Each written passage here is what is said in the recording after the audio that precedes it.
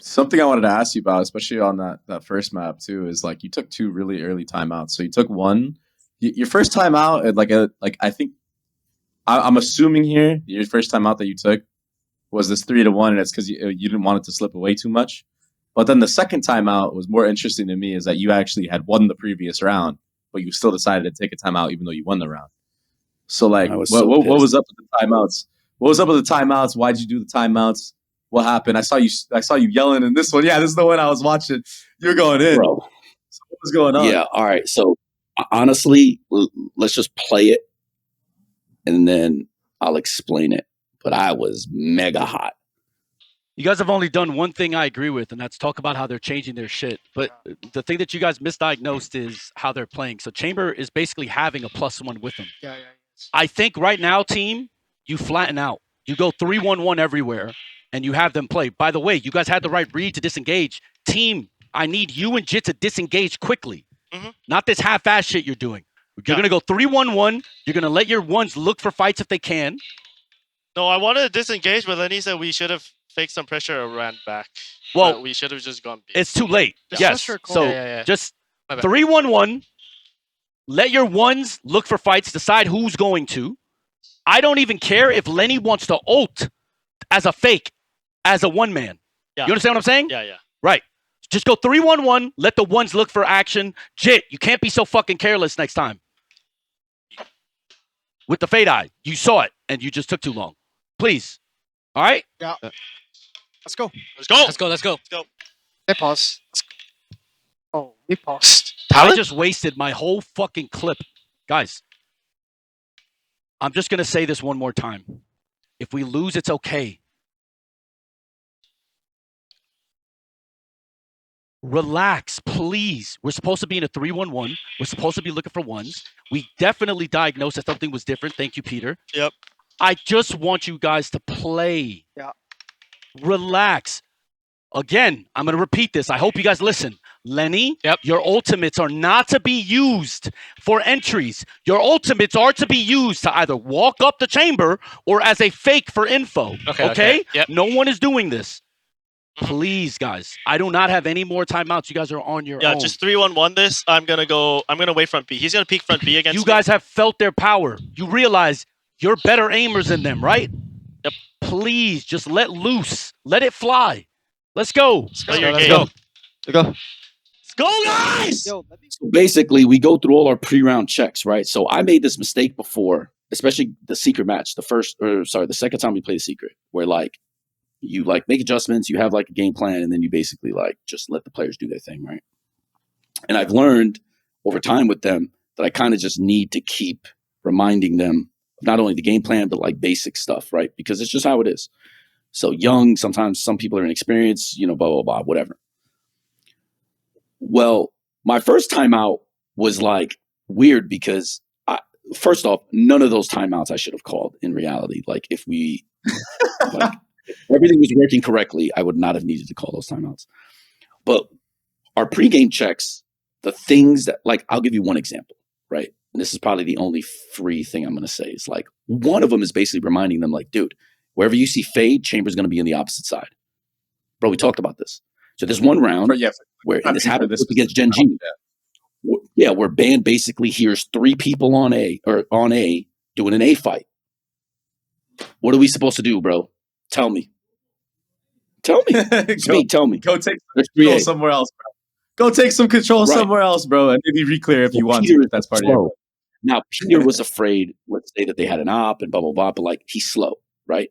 So I'm like, guys, so the first time out is basically me reiterating exactly what the game plan was and how we're missing these situations and how it needs to be cleaned up. And everything. The second timeout was even deeper. It's like I'm beginning to see that this isn't like a game plan problem. This is like players are not confident about hitting the next step, right? So a small example to that is maybe a Neon player is thinking that he's dying and he doesn't want to go in because he keeps dying, but not realizing maybe that he's getting traded every time and that it's opening up stuff for us, right? Right. So this is like Yeah. that timeout was specifically not about Peter, but like I'm just giving you an example of sort of like some of the things I have to say. And then I started realizing that they're reacting to us the way that they would react towards them. So for instance, Gecko. Whenever you hear Gecko, normally that's the main hit. Why? The bomb's going to be there. Why? Because you use Little Bro to plant bomb. Yeah. So that second time out was a reminder for Lenny, hey, I need you now to be deceptive. Now you're the deception, right? So I told him to do stuff in that. And then they started biting off the Gecko. So like we string 4 rounds in a row. But the problem is now I don't have a timeout for the second half. And this became a real problem. And they start coming these back. are things we need to correct and get better on. But it's sort of like, you know, I challenged them this week because I need them to be able to do this stuff without me. Pausing right? Because it. And I know we're smart. I know the problem with being a macro team is there's an almost endless, unlimited amount of possibilities. And sometimes you can struggle with inaction because you have so many actions at your disposal. And ultimately, I just need us to be better at figuring out not only win conditions, but sort of like ways to take advantage of like personnel, right? Like, you know, and they were clearly biting on certain things. We need to be able to catch that. I just didn't want to fucking lose. So I basically said, fuck it. I'm going to burn my second time out here. You mother flowers, blah, blah, blah, blah, blah, blah, blah, blah, blah, blah. Mother flowers. You heard something. Yeah, bro, I was so hot, bro. Bro, even after we won this map, I was pissed. Was I hot. But on Bind, it was different. On Bind, I was pretty happy because everything clicked and gelled. And more importantly, they made the adjustments with their ults and their abilities like by themselves. Like if you notice the last map of the game, Lenny gets a 4K with his ult. He hits 4 people with his ult. Dude, I wanted to talk about that. That was so insane. I was going to talk about that. I was like, dude, that might be the first time I've seen a Gecko ult hit more than like 2 people. It was right. The best. But why did it work? Because we masked the A fight. He hard rotated early over, knowing what their reaction is going to be because of what we conditioned the whole game. He gets there on time. He ults on first contact and then bans at the door. Bans B, right? But this is Lenny's reaction to, okay, I've been faking with my ult. I've been doing super things with my ult. Now I'm going to hit you in the face with this on real time, right?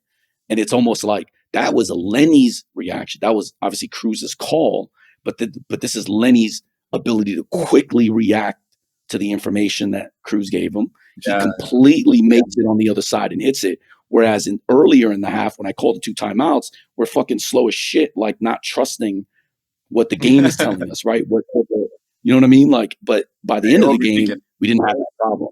And then on we're way overthinking it. And that's why I had to burn 2 timeouts. I'm over here like, yo, what are we doing? So, yeah. And then on Bind, that was completely out of the question. They didn't do any of that stuff. Everything was fine on Bind. But like, you could tell that. Yeah, the Bind game, I like that Bind match. Yeah. So that's basically what happened on that timeout. Everybody, bro, the casters were cooking me too. Like, what are they doing? Why are they calling both their timeouts in 1 half? I was like, yeah, I know, man. Gotta do what you gotta do, bro. You won the map. Yeah, for sure. I mean, it certainly is not how I drew it up, but unlucky, bro.